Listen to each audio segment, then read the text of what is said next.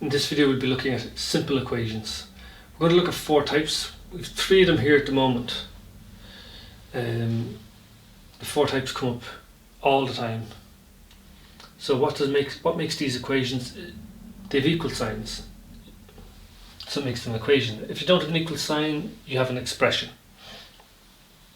Once you have an equal sign, that means you have something on the left of the equal sign and something on the right. So you have a left hand side and a right hand side. A left hand side and a right hand side. So we're going to do the same thing to both sides. That's the most important rule. So long as you do the same thing to both sides, we won't be making any mathematical errors. But there is a bit of a trick to figuring out what's the best thing to do on both sides. So let's take a look. If we look at x plus 2, we can see that we've got an unknown, a variable, and 2 has been added to it. It's equal to 10. And maybe you can guess the answer. A lot of people can. But we want to build a method that's going to work even when things get difficult. There's lots of questions where we can't guess the answer, so we need to have a method that works. And this method always works. So what are we going to do? If we see a plus 2, we'll do the opposite. We'll subtract 2. Crucially, we'll subtract 2 from both sides. So why does this work? It works because we get 0. 2 take away 2 is 0.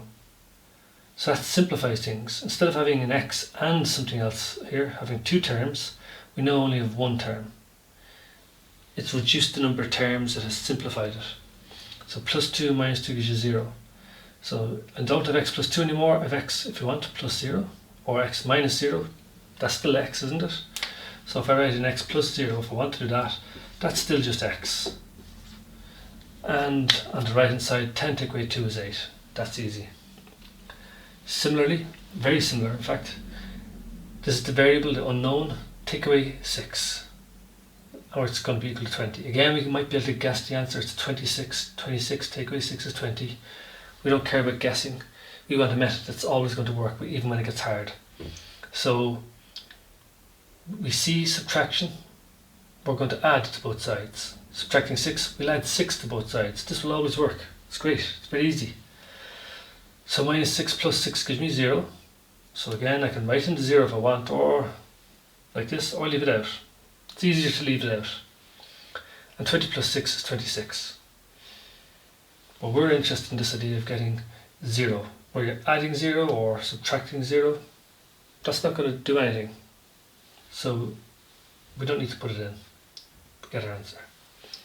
This type is slightly different because the previous 2 involved adding and subtracting. Adding and subtracting are opposites. This involves multiplication.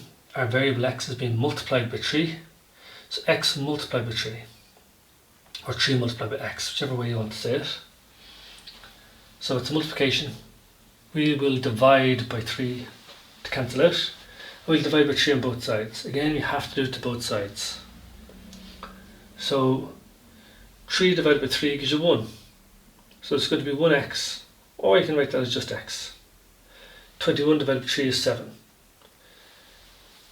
So again, nice and easy. We can write our answer like this or like this. And the key thing was 3 divided by 3 gave you 1. So if that was a 10 up there, I'd be dividing by 10 on both sides. If that was a 15, I'd be dividing by 15 on both sides. If it was minus 300, I would divide by minus 300 on both sides. So it's nice and easy. We look up to see what is there, multiply by 3, we'll divide by 3 on both sides. Always about both sides. So if somebody ever told you that maths is a load of BS, that's true. We're always doing the same thing to both sides, BS. Doing the same thing to the left and to the right. We're dividing both sides by 3. So x equals 7. Now, there's lots of other things we could have done in each of these questions. So long as we do the same thing to both sides, we won't make any mistakes. So let's take a look at something else we might have tried. The x plus 2 equals 10. Maybe I might have tried subtracting 2 from both sides. Sorry, adding 2 I meant to say. So we might try adding 2 to both sides. Would that help us? It's not wrong. It's fully correct. It just doesn't help because 2 plus 2 is 4. 10 plus 2 is 12. So it didn't get any simpler. I had 2 terms here, x in it, plus 2. I still have a plus x, still have a plus 4 this time, but it's still 2 terms. So the plus 2 turned into a plus 4. But that didn't simplify it, didn't make it any easier. So adding 2 didn't help. Why did it not help? Because I didn't get 0. I could try adding lots of other things, and it's not going to help because I'm not going to get 0. So if I try adding 10 to both sides, that's not going to help. That gives me x plus 12, plus 2 and plus 10 is plus 12. 10 and 10 is 20. That hasn't helped. Again, I didn't get 0. So I still have something here, and the problem didn't get any simpler. Maybe if I tried subtracting. So what if I try subtracting? If I subtracted 10, would that be any better? Subtracting 10. This isn't going to help either. Let's take a look. 2 take away 10 is minus 8. 10 take away 10 is 0. So I did get 0, but it didn't really simplify things. So it's not any better really. I didn't get straight to my answer. Now you might notice that if you added 8 to both sides now, we would get our answer. So the best thing here is to try and get this 0. So if you see a plus 2, subtract 2. Let's take a look at some of the things we could have tried over here. Maybe we could have tried plus 20, we could have tried minus 20, we could have tried minus 6. Would any of these help? So let's try x minus 6 equals 20. Let's try subtracting 6. Will that help?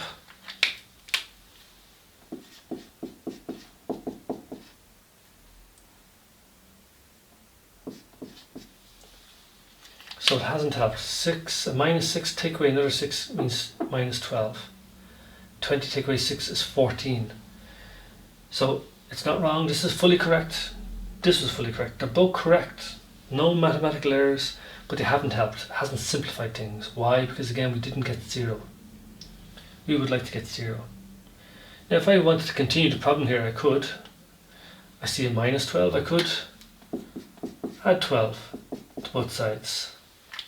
Will this help? Well, minus 12 plus 12 is 0. That's what we want, isn't it? We said we wanted 0. So is it going to help here? So it's got x plus 0 or minus 0. It's just x. 14 plus 12 is 26.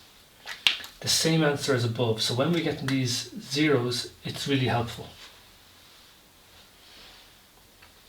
Take a look at the one on the right here. Could we have tried something else? Of course we could have. We could have tried lots of things. Could have tried multiplying by 3. Could have tried multiplying by 10. I could have tried dividing by 1.5, or try dividing by 6 or 12 or something. But nothing's going to help really except dividing by 3. Let's just take a look at an example. What if we multiplied by 3? Well, if we multiply by 3, what will happen? Well, 3 multiplied by 3 will be 9x. And 21 times 3 is 63. So it didn't get any simpler. I still have a number multiplying the variable, just like above. It didn't get any simpler. Now we could try dividing by 9, of course. That could be helpful. Divide by 9. And if we divide by 9, 9 divided by 9 is 1x. We're getting this 1 again. So we're getting our 1 here when we do 9 divided by 9. So when you get that, that's helpful. I now have x or 1x. And 63 divided by 9 is 7. Same answer as we had previously. So we can do lots of things. This is not wrong. This wasn't wrong. And so we could still progress, still get our answers. But notice that when we're getting our answers, it's always this 0 leads to our answer, or this number 1 that leads to our answer. So we need to look and see, what have we got? Plus 2, I'll subtract 2 to get 0. Minus 6, I'll add 6 to get 0. Multiplying by 3, I'll divide by 3 to get 1. And we can solve our simple equations like this. Now your teachers quite often call these zeros and ones cancelling. 2 minus 2, they cancel. Or minus 6 plus 6, they cancel. Or multiply by 3 and divide by 3, they cancel. Those words are fine to use as long as we try to remember we're getting zeros or we're getting ones. We get zeros when we're adding and subtracting, like these ones, and we get ones when it involves multiplication and division.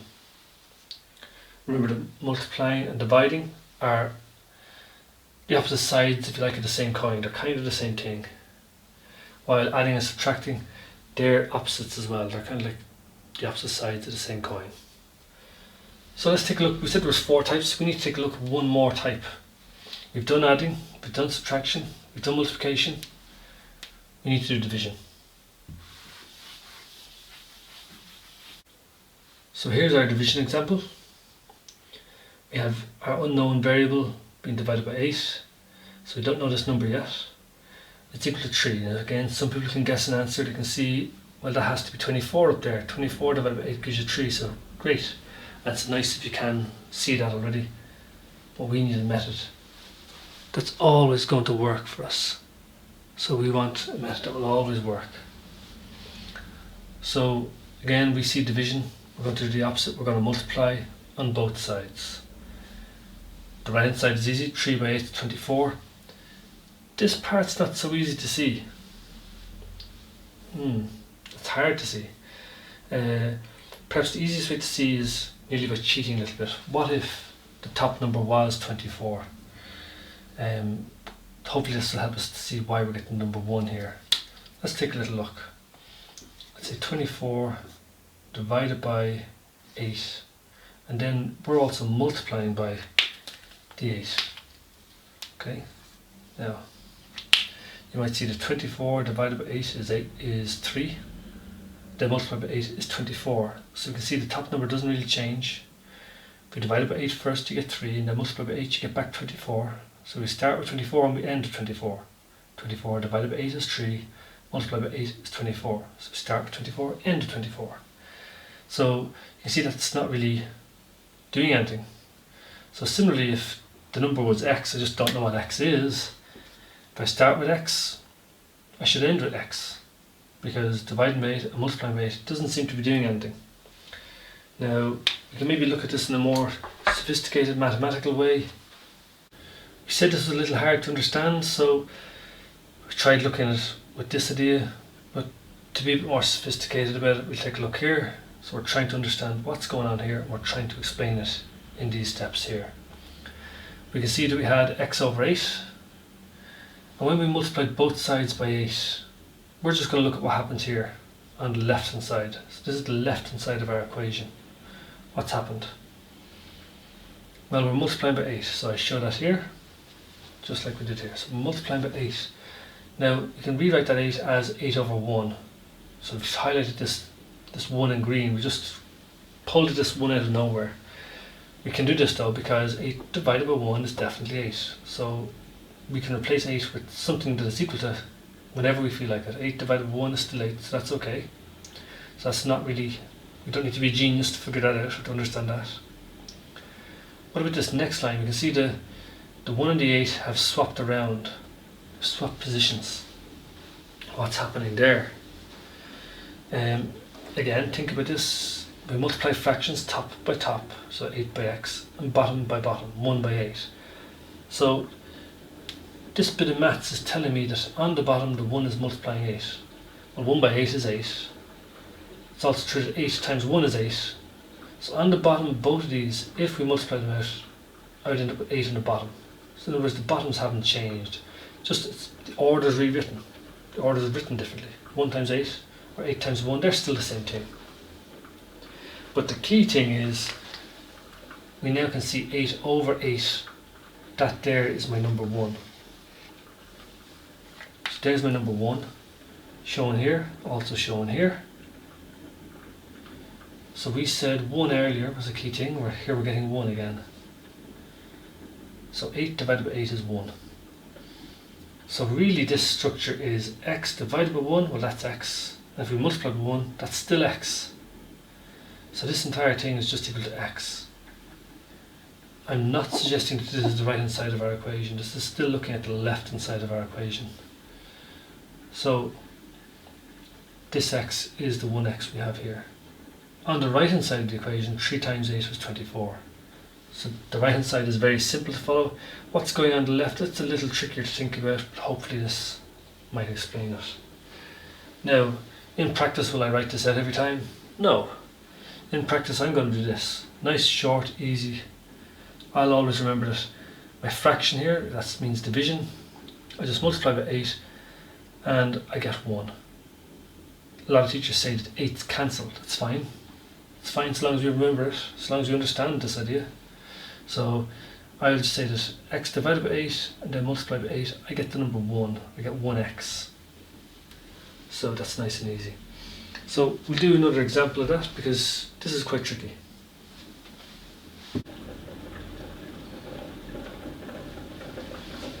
Okay, we said we'd take a look at another example. So we've got a lot on the board here. We're going to be looking at this and following an explanation here. So again, it's x divided by 12. In this case, it's the negative 12, so it's x divided by minus 12. It's equal to 4. I don't really care about this negative here. This minus doesn't bother me. I'm seeing mostly division. I'm just dividing by a negative number. That's not a big deal. So it's the division I'm looking at. I want to undo that division. I want to get rid of my fraction. So I see division. I will multiply on both sides. I'll multiply by the same number on both sides. The number is minus 12. Again, that's not so important.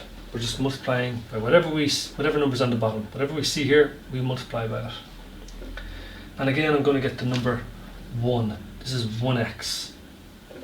Right? But we're going to explain why is that 1x.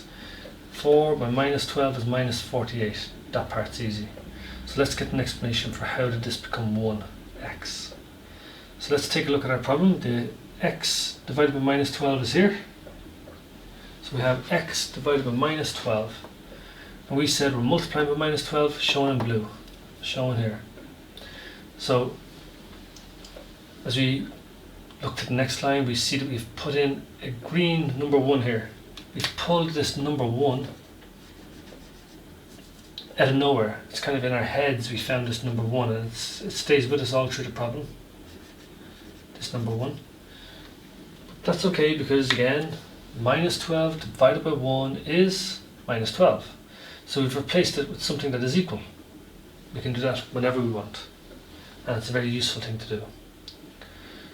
Now, if it's 1 times minus 12 or minus 12 times 1, does it really matter which is which? No, they're the same thing. 2 multiplied by 4 is 8, or 4 by 2 is still 8. So the order we multiply things in doesn't matter. 2 times 3 is 6, but 3 times 2 is also 6. So that's the idea we have here. The 1 to minus 12, doesn't matter which order they come in. We're multiplying them, it's still going to be minus 12. Remember, we do multiply fractions top by top and bottom by bottom. So the bottoms normally multiply with fractions, so that's all we're doing. 1 times minus 12, same as minus 12 times 1. But this line lets us see the number 1. The minus 12 divided by minus 12 is 1.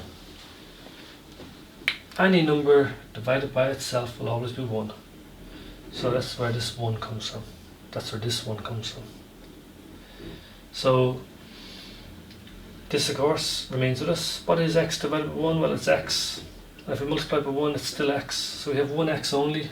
We can write it with 1x showing the red, or leaving that out. We can write it as 1x, or we could write it as, we could write it as x, or we can write it as 1x. It doesn't really matter. All of this can happen in your head. We don't need to go writing it down. We can keep things nice and simple. But this is a really useful thing to know, and it comes up all the time in maths. And we'll make some very, very complicated algebra. Sometimes this will make it very easy if we think about it like this. So just like this situation here, we see multiplying by 3, we divide by 3 to get 1. Here we see dividing by minus 12, we multiply by minus 12 to get 1. We're all the time looking for 1s and 0s as we solve our algebra. So if we've got equations, quite often we're looking to get 1, like these two examples, or in our previous examples looking to get 0. So these examples involved multiplication and division, we're looking for 1. Division and multiplication, we're looking for 1. Hope this was helpful. Earlier we said there was 4 types. A situation where something's being added to x, being taken away from x, something's multiplying x, or something is dividing into x. So the 4 examples are here. You can see when something was adding to x, we took that amount away from both sides and we got 0 on one side. So it's 0 here. When something was being subtracted from x, so 8's being subtracted, we added 8 to both sides. We got 0 on the left hand side. That simplified things for us. Here 3 was multiplying x, we divided by 3 on both sides. But 3 divided by 3 gave us 1, simplifying things again. X was being divided by 5, we multiplied both sides by 5. And again the 5's, they give us 1. So again it simplified things. But this is slightly more complicated. It's a little harder to guess the answer. So I mean, people can guess that that's 18, but it takes a little bit more work. So does the method work though? Yes, we see plus 3, it's like our first example. So we had add 2, took 2 away. So here plus 3, we take 3 away from both sides. And we get 0. 3 to equate 3 is 0. So I don't have 2x plus something anymore, it's 2x plus 0, which is just 2x. Simplified. And 39 to equate 3 is 36, that's easy.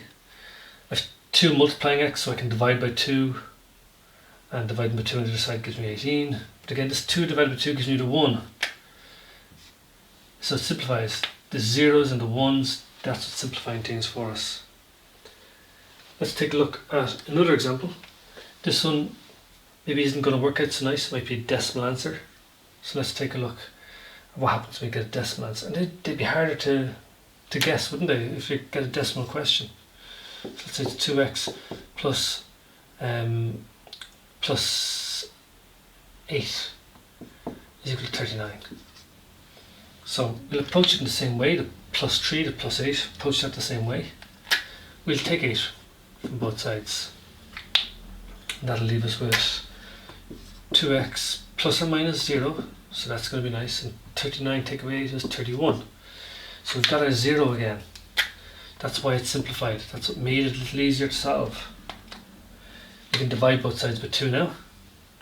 We've been showing that in blue all this time, so dividing by 2. And so 2x divided by 2 is 1x. And 31 divided by 2, that's what, 15.5? A little harder to guess. You might prefer to write 15.5. So, same methods, and we're still getting the zeros and the ones. Now, that's quite an easy decimal. Maybe you could guess that one, but if it was something more complicated, could we guess it? Maybe not. But our method's always going to work. So, let's take a look at something slightly different. Okay, we've got a more complicated problem here. And it's not so easy to guess our answer now. In fact, you can see the answer is 5.25. It might take a good few guesses before I'd get that right. So maybe it is better to have this method. Maybe it's quicker and easier. Definitely looks a little bit more complicated. On the left hand side I have our variable x being multiplied by 7. We're adding 5 to that. On the right hand side the variable is being multiplied by 3 and we're adding 26. So it's definitely more complicated. But we'll just take it one piece at a time, one step at a time. So we see this plus 5, it's like our first type. So we're going to take 5 from both sides. 5 to 5 is 0. So I'm left with 7x. And here 3x, again, not going to be affected when we take 5 away. But 26 take away 5 is 21. So that's simplified okay. Not too bad. We haven't really dealt with something like this here before. We've got x's both sides of it. It's time to deal with it. But believe it or not, this is a plus 3x, so it's actually similar to this. We had a plus 2. There's a plus 3x, which actually makes it a little bit similar to this. Doesn't look very similar. How is it similar? It's the fact that I've got a term here. Now I'm interested in getting rid of all of this term, not part of it. If you look here, we were interested in getting rid of part of the 3x. We wanted 1x. I don't want 1x left over, I want 0 here. I don't want 1. See here we wanted 1? I don't want 1, I want 0. So when I want 0, I want one of these two. It's a plus 3x, so it's a little bit like this plus 2. I'm going to get rid of it by taking 3x away. 3x take away 3x is 0. Just like 2 take away 2 is 0. So getting rid of this 3x to get 0, it's actually the same as this. So let's see what happens. 7x take away 3x on the left side is 4x. 3x take away 3x is 0 on the right. Plus the 21. We haven't done anything with that 21. And so now this last one, well, that looks the same as that. So it's 4 multiplying our variable. We're going to divide both sides to get 1 over here. 4 divided by 4 is 1. And 21 divided by 4 is 5.25. So it's all about these zeros and ones. If you want to get rid of it altogether, you're looking for 0. If you want to get rid of 5, you want 0 of those. Here we didn't want to get rid of the 4x, I wanted to keep my x. In fact, I wanted 1x. So I didn't want to get rid of this, I just wanted to change this to number 1. So 4 divided by 4 gave me 1. Let's take a look at another example. Okay, so our next example, the fraction looks a bit more complicated here. It's our variable take away 6, and after that's done we have to divide by 3. Somehow that's equal to 8. Some students will guess it, most will find it's quite hard to guess. So what does it look like? Well, I see a fraction, which means it's a little bit like this. So we're dividing by 3, here we were dividing by 5. Divide by 5, multiply by 5 on both sides. Divide by 3, let's multiply both sides by 3. I go back to earlier in the video to see how the division by 3 and the multiply by 3, how they cancel each other out. So they give us the number 1. That's the cancelling means. It means we're getting 1. It's 1 of this lot, whatever's on top. Like over here we had 1x, that's because the x was on top. So whatever's on top, we're going to end up with 1 of those. Dividing by 3, multiplying by 3 gives you 1. Essentially it comes down to that moment where in your rough work you can see that 3 divided by 3 is equal to 1.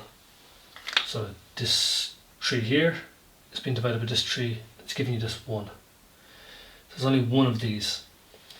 Of course we multiply 1 by both of those, you get x minus 6, so we don't even need any of this red writing here. But what about the right hand side? 8 times 3 is 24, so it's still 24.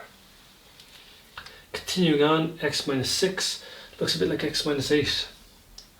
So minus 6 plus 6 gives me 0. Getting 0 here.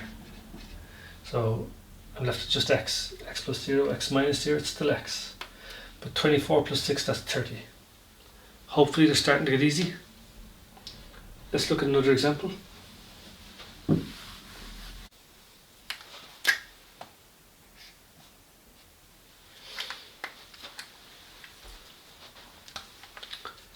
We have another example here. We can see our variable has been multiplied by 2, and then that top part has been divided by 7. The fraction means division. It's equal to 5.2, so definitely quite tricky to guess your answer. You know, and if we stick more numbers after that, it'd be near impossible to guess your answer. So this is really one of those opportunities to see why it's so important to have your method. And we're really just focusing here on these last two types. The fraction is our division type, just like here. So you're dividing by 5, multiply both sides by 5. Dividing by 7, multiply both sides by 7. It's always the same. So the 7 here and this 7 here, if we were to look at those, that's what's giving us our number 1. 7 divided by 7 gives you 1. So what's that 1? It's one of these, one of the top parts. Whatever's on top, we've got one of those. Of course, 1 times 2x is just 2x, so that's nice and simple. On the right, 5.2 times 7, 36.4. Our calculators will do that. So those multiplications are easy, we just use our calculator. 2x is equal to 36.4, again it's 2 multiplying x, so we'll divide both sides with 2. Just like that example, 3 was multiplying x, divide both sides by 3. 2 multiplied by x, divide by 2 on both sides. And 2 divided by 2 gives you 1. Same as we saw a moment ago. I see I have my colours, maybe.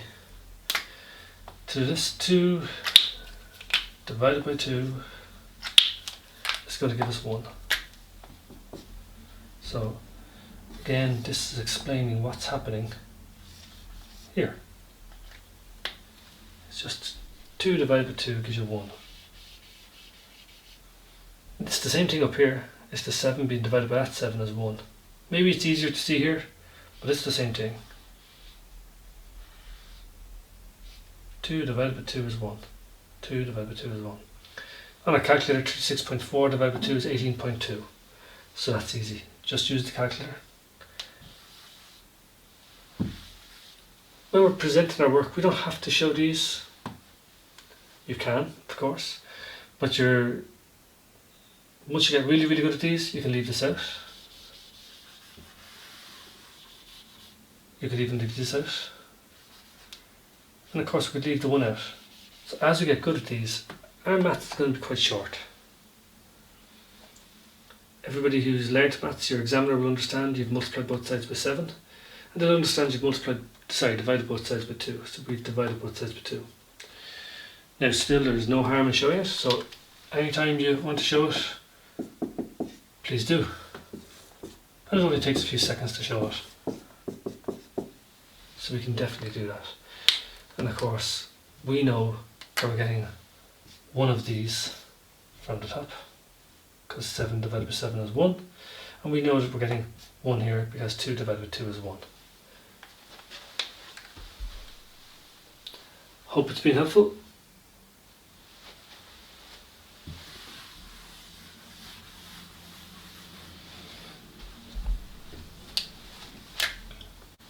Okay, we've got another simple equation here. It doesn't look so simple anymore, and it's very hard to guess what x is. Our unknown number x, I can't guess that now, but I have my 4 types that I can use again and again to make this simpler. Let's start here with this plus 2. It makes me think of this type here. It's something plus 2, something plus 2. So let's deal with that the same way. Let's deal with it the same way. Subtract 2 from both sides.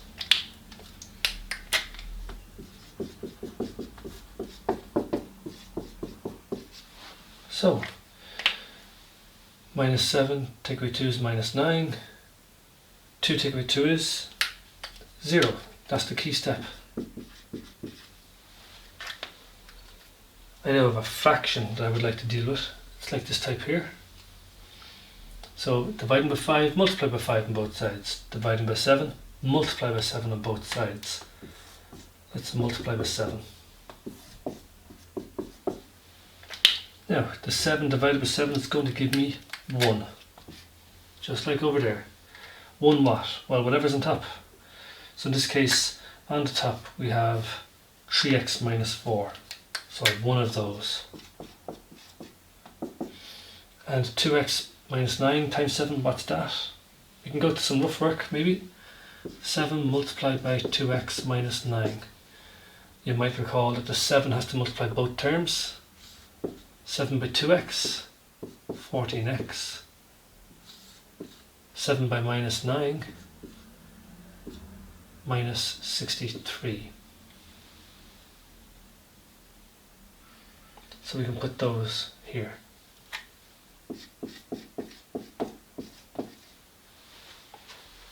So it's still not finished. It still looks reasonably complicated. Maybe we can drop this red material, because 1 by 3x is just 3x and 1 by minus 4 is just minus 4. So it does look a little bit easier, a little bit nicer if we rewrite it without the red.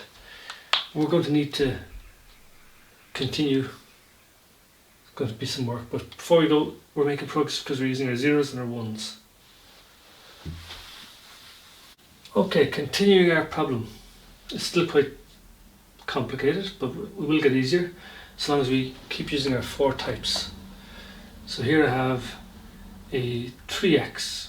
I'd like to have no x's here because I just want to have one x on one side. Eventually I want one x. I don't want x's both sides. So I want to get rid of this. I want 0 of these. So I'll take 3 x's away to give me 0. And 14x, take away 3x and 11x. That's easy. You see the minus 4 and the minus 63, they're not affected when we're taking away 3x on both sides. Again, now I'd like to have only x's on one side, so I don't want this here, so I'm going to add 63 to both sides, because minus 63 plus 63 is 0. I want 0 again. So that's going to give me 0 on the right, and minus 4 plus 63 is 59. Now at this stage it's starting to look very easy. It's the same as this type. Multiplying by 3, so we'll divide by 3 on both sides. Here multiplying by 11.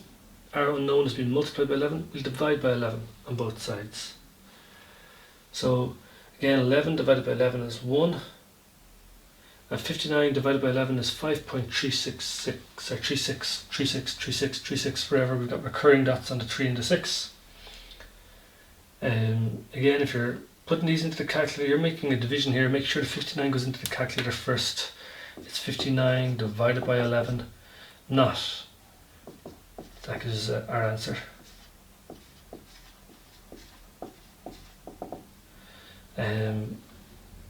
It's not 11 divided by 59. This would be wrong, okay? So this one's right, this one's wrong.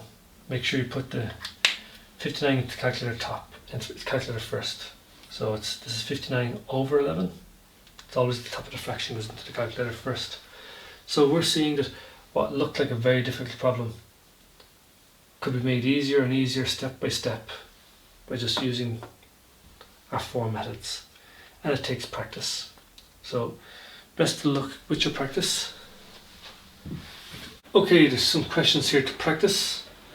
I suggest you pause the video because in a few seconds the solutions will be there. So pause the video and give them a try. Okay, looking at those solutions. We've got 7 solutions. We've done the first few in detail and the last few we've skipped a few lines. Let's see, can we follow it? Question 1, we've got 7 multiplying x. We divided both sides by 7. 7 divided by 7 gives us the 1x. And 56 divided by 7 is 8. Hopefully that's easy. Question 2, we've got minus 3 multiplying x. So we're going to divide both sides by the minus 3. Minus 3 divided by minus 3 is plus 1. And the plus 18 divided by minus 3 is minus 6. So our x is minus 6. Check it out if you want. Throw the minus 6 in there. Minus 6 multiplied by minus 3, it is plus 18. You can always check your answer. So x divided by 8. So we multiply both sides by 8. So this 8 divided by this 8 gives you 1. And 3 by 8 gives you 24.